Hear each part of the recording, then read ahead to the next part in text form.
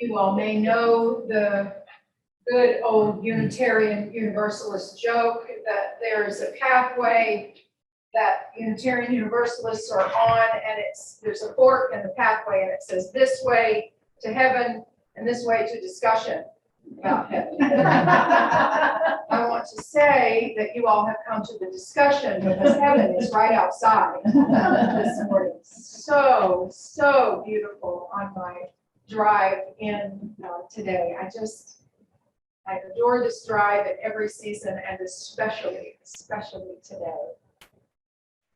As I mentioned, in the Jewish calendar, it's the beginning of the new year. And in the church calendar, for many of us, it's the beginning of the program year. We tend to work on the academic calendar, and so fall is a time of renewal. And so we talked about this a little bit last month, but now we are really in a return as we return here to Edling. On my way out this morning, I listened to Jim Cody's remarks about the last time that he was here at Edling, which was in April, right? May 15th. The last time I was here was May, the first Sunday, and then Jim, who was your minister in your very early days, came and spoke and did a blessing for moving on from this space. We had a plan, we did our best, followed the plan, and it fell through. And so with all good intentions and with every possibility exhausted as far as we know, we've returned here to a place that has been our home for many years. And isn't it beautiful and fresh looking? Much gratitude to folks who hung things on the wall at different places, and to see our friends, the branches, and to be back in our space. So welcome home. I've been thinking a lot about this quote from Theodore Roosevelt, and one of my favorite writers, Brene Brown, uses this quote, and especially these last two words as the title of the book. Roosevelt had this quote from a 1910 Man in the Arena speech. I'm gonna adapt it to take out the gender language. It's not the critic who counts, not the one who points out how the strong person stumbles or where the doer of deeds could have done them better. The credit belongs to the one who is actually in the arena, whose face is marred by dust and sweat and blood, who strives valiantly, who at the best knows at the end the triumph of high achievement, and who at the worst, if they fail, at least fails while daring greatly. If you win a high achievement, and if you fail, because you have been in the arena, because you tried, you fail daring greatly. I don't necessarily think that we failed here at Scoop. I just think we had a plan, and the world worked in the ways that it works, and we are still together. We are still together as a congregation. I think our theme this month is courage, on the path of courage. And I think it takes courage to be a congregation. It would be easier not to do this, not to go to steering committee meetings, pack up a building, unpack a building, show up. You slept in this morning, read the paper, drunk your coffee. It's easier. Watch a football game at 8 o'clock in the morning from London. Oh, don't get me started. There are many other things we could be doing, and it takes work and courage to be in congregational life. So I want to think about courage as a spiritual practice. I want to unpack what I mean by spiritual practice and what it means both for an individual and for a congregation. In terms of spiritual practice, I think of practice. Think of yoga like a practice, right? It's something you return to. If you practice yoga, you return to your mat again and again, and you practice breathing deeply in weird positions. Right? That's the goal of yoga, is to breathe in challenging positions. And that's what we can take off the mat. Right? When I'm in stressful positions, I can breathe through it because I've practiced it on my yoga mat. If you have a practice of making music, you practice what you do. And so when you are in a moment that is available to you, and not only because you can produce something, but because in that moment of practice, you're not focusing on all the rest of the world. You're focusing on the notes. You're focusing on the breath. What are some other things that people might think of as spiritual practice? Buddhism. Right. So sitting in meditation. Right? Perhaps many Buddhists sit in meditation. Again, it can calm you even when you're not in that moment. But when you're doing that, you're not focused on all the rest of the things in the world. It increases our tolerance for distress to have a practice. Maybe your spiritual practice is washing dishes. For some people, that can be a meditative time. It's sensory. You feel the water and the soap in your hands. You smell maybe the soap. You have a practice of it, of cleanliness and accomplishment as you put it over here. Just where mine is. My dryer rack, right? It doesn't matter the thing that's your spiritual practice. It's if it returns you to center. For me, spiritual practice returns me to center. Somebody said to me when our daughter was young, used the phrase parenting young children as a spiritual practice. And that was a game changer for me. Because when you would have a tantrum or be sad or behave in some way that didn't conform to whatever my schedule was of the day, I could be present with her, return myself to my center, and not get hooked on what her issue was at the time. I didn't need to fix her. She just needed to be able to express the emotions she did. And I didn't need to get hooked and act out my own emotions, right? So spiritual practice returns us to center. So the spiritual practice of courage comes from cœur, the heart, the French word for heart, cœur, to be open-hearted, to act from our heart. There's a quote that I love about this that says, courage does not always roar. Sometimes it's the quiet voice at the end of the day saying, I will try again tomorrow. Courage does not always roar. Sometimes it's a quiet voice at the end of the day saying, I will try again tomorrow. That's Marianne Rodmacher, a writer and activist, who says this. And so in my own personal life and in my life in community, it's not always about being out front on the line. Sometimes it is. But sometimes it's about standing up to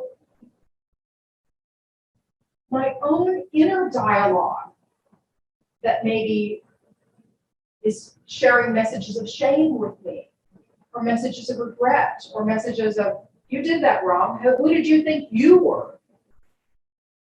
To try to tell that congregation they could go move somewhere and look what happened. That's how my voice of shame. comes up sometimes. Courage can be saying to that voice, thanks, no. I'm going to move my thoughts in a different path. Courage can be a quiet internal voice that confronts our own messages of shame, of remorse, of regret. It can be the voice that says, you don't have to apologize for that. They were wrong.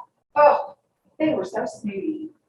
They thought, I'm not talking about you. I want to make clear about that. Whoever I was, somebody who, I don't know what, cut me off in traffic or whatever. Oh, they were so wrong.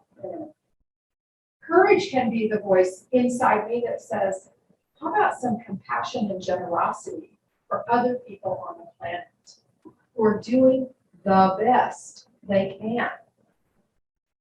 How about some courage and compassion for each one of us? Some compassion and empathy for each one of us who is doing the best that we can.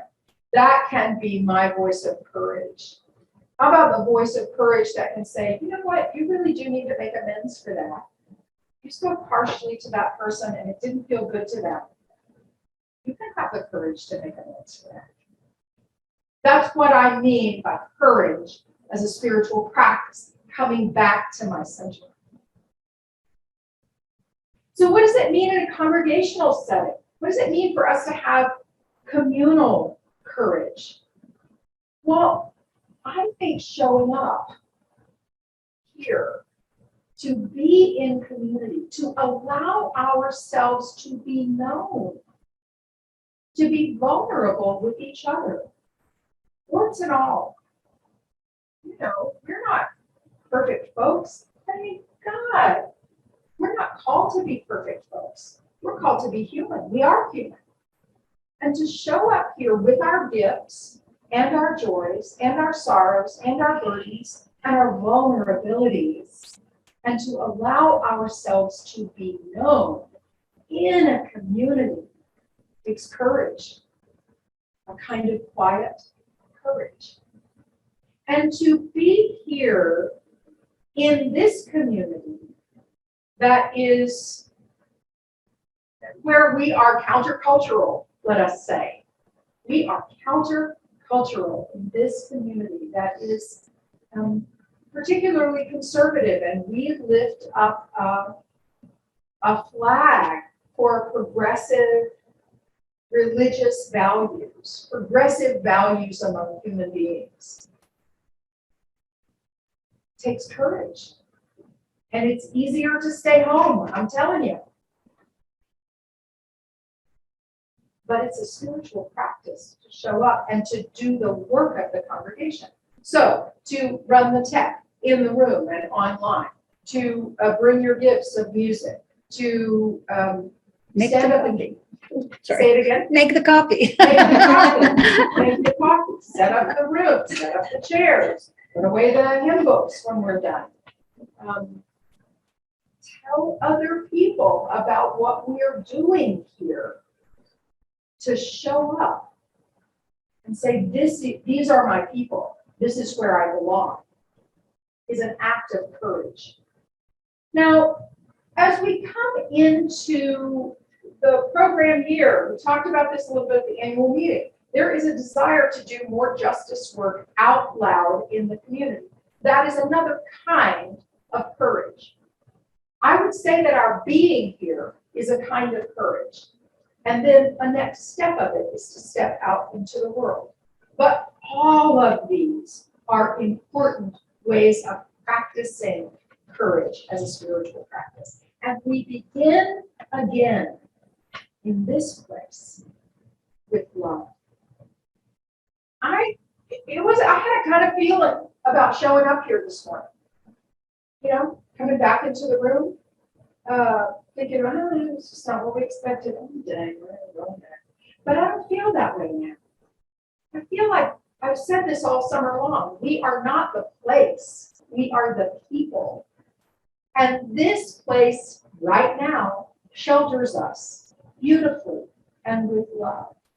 And so we return again without, I hope, without regret or recrimination, If we need to make amends to each other for anything that was said, we can do that.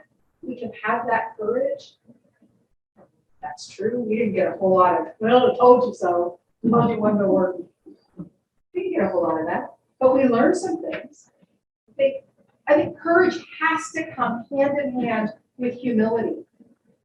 In the same way on the yoga mat, the breath comes in and the breath goes out. It's a two-part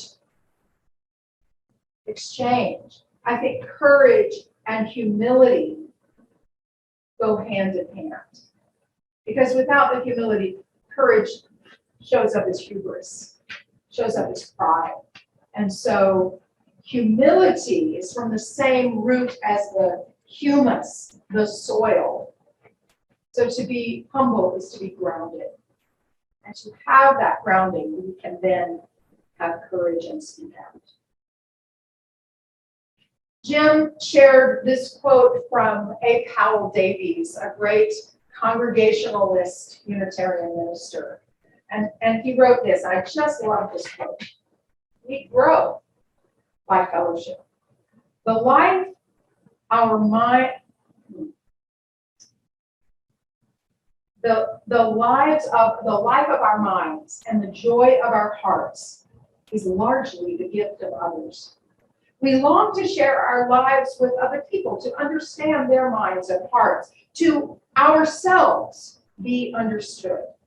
Such fellowship, such communion is life itself. If we are denied it, we become dwarfed and wizened, shrunken and distorted, spiritual starvelings.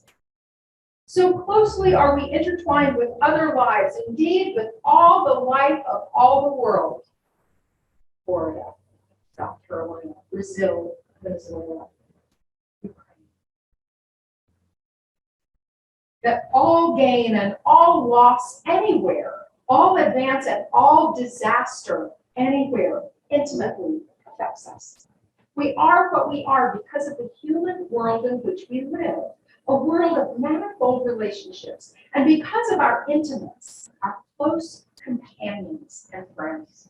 It is therefore obvious that we grow by fellowship, by relation to other people, by not being alone. So, it might be easier to stay at home on Sunday morning.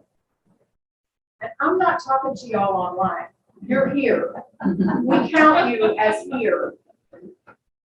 To not engage on Sunday morning, let me say that. It might be easier to not engage on Sunday morning. But there is not the kind of growth that we will experience here, that we will continue to engage and grow together if we have the courage to do so. Blessed be